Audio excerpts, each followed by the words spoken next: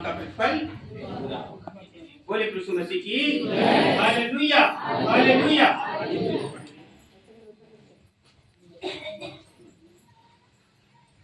जो पेड़ अच्छा फल नहीं लाता वो काटा और आग में डाला जाता है। जो मेरे प्रियो सुनिएगा, अगर आपके बगीचे में बहुत पेड़ लगे हुए हैं और फल ना दे तो क्या करेंगे आप? काट डालेंगे। मेरे प्रियो, आप पेड़ हैं, आपके जीवन में अच्छे फल आना चाहिए। हालेलुया। फल, आत्मा के फल और शरीर के फल अंतर है। आत्मा का फल क्या है बताइए? सबको कई बार मैंने बताया, आत्मा का फल क्या है? प्रेम। पहला फल है प्रेम।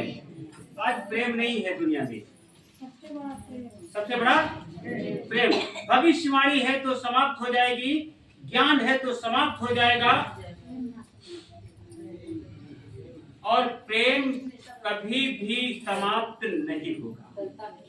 प्रेम टलता नहीं है, प्रेम डाह नहीं करता है, प्रेम अनरीत नहीं करता है, प्रेम अपनी बड़ाई नहीं मारता है, प्रेम डिमांड नहीं करता है, प्रेम सब बातें सहे, क्योंकि यीशु मसीह ने सब बातों को जब उसने कहा उसके बाद में लोगों को बताया। हालेलुया। अच्छा पेड़ अच्छा फल लाता है और निकम्मा पेड़ निकम्मा फल लाता है। कई ने अपने सगे भाई हाबिल का क्या कर दिया? कत्ल कर दिया। आज जो लोगों के परिवार में ऐसा होता है, आप उनसे जरा से लड़ाई करते, आप फटाक से उनसे लाठी निकाल लीजिए। आप देख लीजिए, क्योंकि परमेश्वर ने उनके अंदर एक क्रोध करने वाली आत्मा को भेज दिया। बहुत जल्दी झगड़ा करते हैं। और जो अच्छा पेड़ है अच्छा फल, इतिहास गवाह है, यीशु मसीह के लोग लड़ते नहीं है।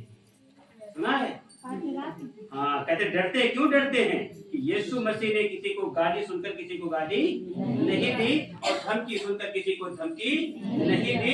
यीशु मसीह के मुंह पे थूका गया, उसको कोड़े मारे गए, उसको इज्जत बेइज्जत कर दिया गया। यीशु मसीह ने वचन में कहा है, यदि कोई मेरे पीछे आना चाहे तो अपने आप को इनकार करे और क्रूस उठाए और उसके पीछे बोले। Hallelujah hallelujah. मेरे प्रियो, क्रूस के बारे में मैंने कई बार बताया। क्रूस दुख का स्थान है। संसार में दारू पीते हैं लोग, बड़ा खुश होते हैं, उसके बाद में दारू उतर गई फिर वैसे है ना। इस परमेश्वर शांति का राजकुमार है, और जिसके घर में यीशु मसीह है उसके घर में शांति है, उसके घर में स्वतंत्रता है, उसके घर में आजादी है, उसके बेटी और बेटियां निरोगी है। बोले यीशु मसीह की जय। और कई लोग आपसे सवाल पूछेंगे, कई लोग तरह तरह की बातें करेंगे। दानियेल की पुस्तक में लिखा है, हे राजा, अगर तू अपने पापों को छोड़कर, अपनी गलतियों को छोड़कर धर्म करने लगे। क्या करने लगे? आज धर्म नहीं कोई करता है, तो कर रहा कोई धर्म है? आप लोग बहुत अच्छे हैं, परमेश्वर का अनुग्रह आपके ऊपर हुआ है, जो आप लोग समय देते हैं, और ये समय आपका व्यर्थ नहीं जाता है। परमेश्वर इस समय की कीमत आपको जरूर चुकाएगा। हे राजा, निकालिए थोड़ी सी।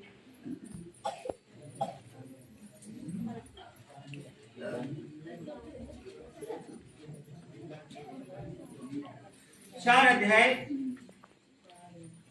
27 पर वचन को ध्यान रखना। आपकी इन वचनों के द्वारा आपके जीवन में परिवर्तन आएगा, परिवार में भी परिवर्तन आएगा। 10:37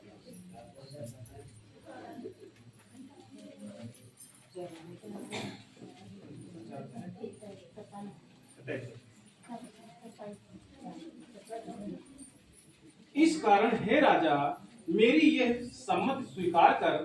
बोले यीशु मसीह की राजाओं, हमारा यीशु मसीह क्या है? राजाओं का। और उसके बेटी बेटियां कैसे होंगे? तो राजे होंगे, हैं? राजकुमार राजकुमारी परमेश्वर का वचन हम आपसे बात कर रहा है। इस कारण हे राजा, आगे पढ़िए वचन को, मेरी ये सम्मति स्वीकार मेरी ये आज्ञा को स्वीकार कर ले कि यदि तू पाप छोड़कर धर्म करने लगे। क्या परमेश्वर बोल रहा है? ये नहीं कह रहा कि आप रोटी का खाना बंद कर दो, हैं? आप बहुत सुंदर कपड़े पहने हैं, मान लीजिए आप कपड़े पहन के आप ससुराल जा रहे हैं, मेरी चीज है ना, ससुराल जब जाते वो सर के जाते हैं, व्यक्ति जाता है, अगर कोई पान की पीछे से मार दे तो आप जाएंगे? खाली छोटी सी पान की पीछ पड़ जाए आपके ऊपर, हालेलुया। पाप चाहे छोटा हो, चाहे पाप तो पाप होता है? और जब एक पीछ पान की आपकी पीठी पर कोई मार दे, सारा कपड़ा गंदा हो जाता, आप जाते नहीं है, तो एक पाप आपके जीवन को बर्बाद करता है। हालेलुया। आप चाहे देख लीजिए, चाय के अंदर आपके माछी पड़ जाए, आप चाय पिएंगे? जब आप ये चुनाव करते हैं तो परमेश्वर तो पवित्र है, जो अगम्य ज्योति में रहता है, वचन में लिखा है वो ज्योतियों का पिता है, और लिखा मनुष्य से देख नहीं सकता है, इतना पवित्र परमेश्वर है। बाइबल कहती है परमेश्वर ने ये दर्शन दानियेल को दिया और कहा, इस कारण हे राजा, मेरी ये सम्मति स्वीकार कर ले, मेरी बात मान ले, ये तू पाप छोड़कर, क्या छोड़कर? ये नहीं कहा कि घर छोड़ दो, ये नहीं कहा अपने पत्नी छोड़ दो, ये नहीं कहा अपने बाल बच्चे छोड़ दो। परमेश्वर कहता है यदि तू पाप छोड़कर क्या करने लगे? धर्म, पाप छोड़कर धर्म करने लगे, तो क्या हो जाएगा? यहाँ पर दीन दुखियों पर क्या करने लगे? आज देखिए, जहाँ देखो तहाँ गरीब आदमी ठगा जा रहा है। पढ़ते तक देख लो, बाइबल क्या कहती है? ये तू दीन दुखियों पर दया करने लगे, क्या होगा आगे? तो संभव है कि ऐसा करने से तेरा चैन बना रहे। तो ऐसा है कि ऐसा संभव है कि तेरे घर या परिवार में या तेरे देश में शांति बनी रहेगी। हालेलुया। परमेश्वर का जो संदेश है मेरे प्रियो, इसलिए सबने पाप, यीशु मसीह ने आपके पाप की कीमत चुकाई। किसने चुकाई है? किसने चुकाई आपके पापों की कीमत? प्रभु यीशु मसीह ने आपके पापों की कीमत चुकाई है, किसी ने आपके पापों की कीमत नहीं चुकाई है। आप देख सकते हैं बाइबल के अंदर, जब यूहन्ना की पुस्तक 5 अध्याय में, जब वो एक व्यक्ति था जो 38 साल से बीमार था, और वो बैतलहम के कुंड में लेटा हुआ था, और वो 38 साल से लेटा हुआ था, और उसको चंगा होना चाहता था, पर वो चंगा नहीं हो पाता था। वचन में लिखा है प्रभु यीशु मसीह स्वयं उसके पास चलकर के आ गए। क्यों चलकर के आ गए? क्योंकि वो एक ही जगह लेटा हुआ था, उसने उस जगह को नहीं छोड़ा हुआ था। परमेश्वर सब कुछ जानता है, परमेश्वर आपके मन के अंदर उठने वाले विचारों को भी जानता है, और उसने देखा कि इसका मन, इसका दिल मेरी ओर लगा हुआ है। यीशु मसीह उसके पास चल करके आ गए और कहा, क्या तू चंगा होना? हालेलुया। वचन में लिखा है उस व्यक्ति ने क्या बोला?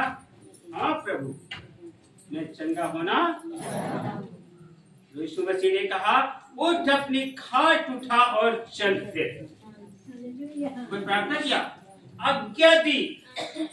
हालेलुया। क्या दिया? यहाँ पर यीशु मसीह ने उस बीमार व्यक्ति को आज्ञा दी, उठ, अपनी खाट उठा और चल फिर। वचन में लिखा है वो व्यक्ति तुरंत चंगा हो गया और अपनी खाट उठा के चलने फिरने लगा।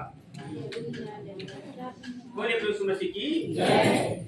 यीशु मसीह ने उससे ये नहीं कहा कि तो अपना धर्म बदल दो, अपना पंथ छोड़ दो, अपने रिश्तेदार छोड़ दो, उसे कुछ भी नहीं कहा।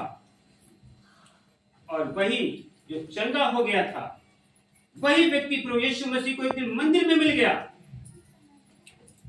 और जब मिल गया होगा तो दंडवत बजाई होगी, बंदगी किया होगा और पहचानता भी होगा। प्रभु से कहता, प्रभु देख मैं चंगा हो गया हूं। हालेलुया। क्या बोलता है व्यक्ति? देख मैं चंगा हो गया हूँ। आप भी बड़े जोश में गवाही देते, देखो प्रभु ने मेरे जीवन में कितना बड़ा काम किया है, हैं?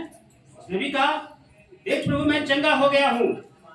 प्रभु यीशु मसीह ने खाली ऊपर से देखा, कहा हाँ तुम चंगे हो गए हो, पर एक बात है, फिर से पाप बड़ा कठिन काम है ना।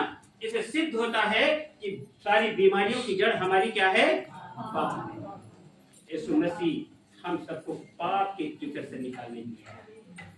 हालेलुया। और जब पाप नहीं रहेगा आपके जीवन में एक आशा दिया जाएगी, एक स्वतंत्रता आ जाएगी। बीमारी भी एक पाप की मजदूरी है। हालेलुया। बीमारी क्या है, पाप की मजदूरी है। देख तू चंगा हो गया है, फिर से पाप मत करना, ऐसा ना हो कि इससे बड़ी विपत्ति फिर आ जाए। हालेलुया। तो परमेश्वर का धन्यवाद हो इस वचन पर। प्रभु आपको ढेर सारी आशीषें दे। मेरे बहनों और भाइयों, आप यीशु मसीह की संतान हैं, आप यीशु मसीह के बेटी बेटियां हैं। परमेश्वर आपको पाप से निकालने के लिए है। हालेलुया। और आप अगर फिर पाप करते हैं, एक परमेश्वर की दया वो नहीं, पर उसमें कुछ है, आप स्वयं जिम्मेदार हैं। Hallelujah, hallelujah, hallelujah. आइए प्रार्थना।